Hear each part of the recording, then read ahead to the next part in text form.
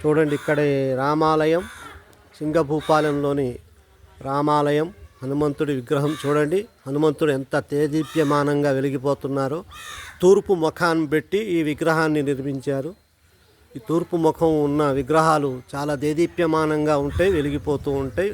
తూర్పు ముఖం పెట్టి కట్టిన విగ్రహాలు కూడా, నిర్మించిన విగ్రహాలు కూడా చాలా మంచిగా ఉంటాయి.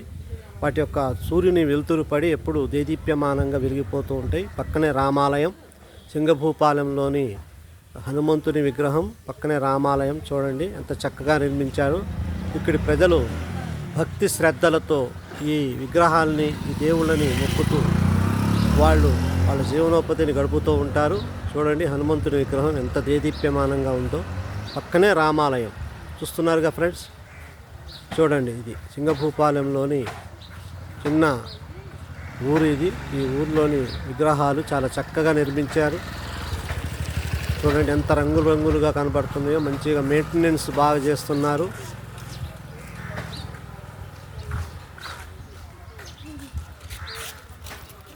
ముఖ్యంగా హనుమంతుని విగ్రహం చూడండి ఎంత చక్కగా నిర్మించారో. చాలా అంత అందంగా తీర్చిదిద్దారు. చూస్తున్నారుగా ఫ్రెండ్స్. చూడండి హనుమంతుడు జీవకళ ఉట్టిపడుతుంది విగ్రహంలో.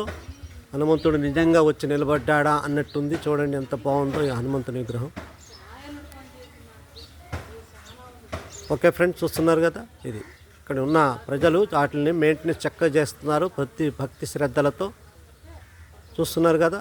ఇది మన భద్రాచలం దగ్గర ఉన్నట్టు ఊర్లలో ఎక్కువగా రాముని యొక్క విగ్రహాలు, ఆంజనేయ స్వామి విగ్రహాలు నిర్మిస్తారు. ఎందుకంటే భద్రాచలంలో ఆ రాముడు, సీత, లక్ష్మణులు కాలు పెట్టినటువంటి ప్రాంతం. ఇదంతా కూడా వాళ్ళ అడుగు జాడలతో దేదీప్యమానంగా సుభిక్షంగా ఉన్నటువంటి ప్రాంతాలు ఇవి. అందుకని ఇక్కడ ప్రజలు, పల్లెటూరు ప్రజలు నవమి కూడా చక్కగా జరిపిస్తారు. ఇక్కడ భక్తి శ్రద్ధలతో రాముణ్ణి, సీతమ్మవారిని, లక్ష్మణుణ్ణి, హనుమంతుణ్ణి పూజిస్తూ ఉంటారు. చూడండి దైవభక్తి అనేది మనుషుల యొక్క జీవన విధానాన్ని, వాళ్ళ యొక్క జీవన శైలిని చక్కగా గడపడానికి ఉపయోగపడుతుంది. దైవభక్తి ఉన్నప్పుడు ఆ ప్రజల్లో ఒక క్రమశిక్షణ, చక్కటి నడవడిక కూడా ఉంటుంది.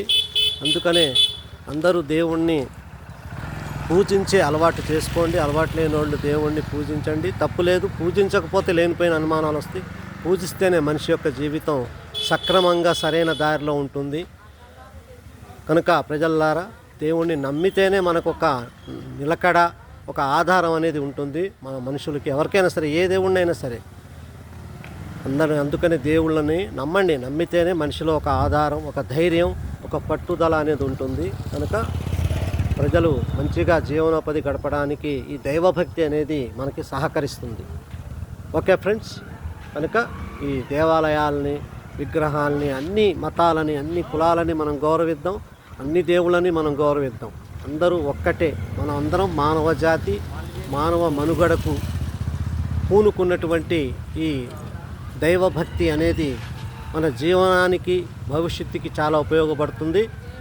అందుకే దైవభక్తి కలిగి ఉండడం మంచి అలవాటే, అది చెడేం కాదు. లేకపోవడమే మనిషిలో విచ్చలవిడితనానికి కారణమవుతుంది. దైవభక్తి ఉన్నోళ్ళు సజావుగా జీవనాన్ని గడుపుతారు. కొద్దిగా భయం, భక్తి ఉంటేనే మనిషి సరైన దారిలో నడుస్తాడు. కనుక దైవభక్తి అనేది చాలా ముఖ్యం.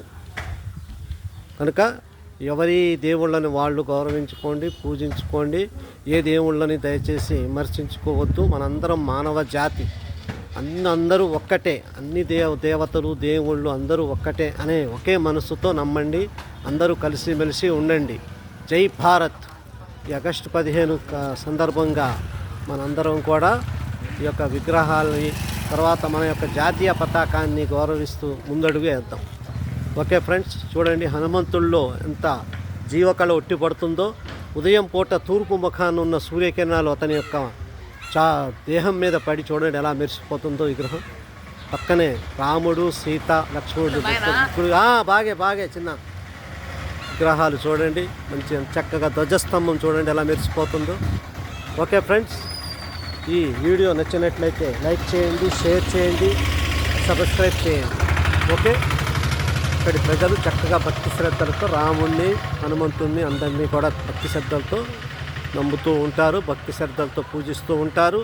ముఖ్యంగా భద్రాచల రాముని కళ్యాణం రోజు ఇక్కడ కూడా ప్రతి ఊర్లలో కూడా కళ్యాణాన్ని ఎవరికి వారు సొంతంగా దేదీప్యమానంగా చాలా ఉత్సాహంగా భక్తి శ్రద్ధలతో జరుపుకుంటారు.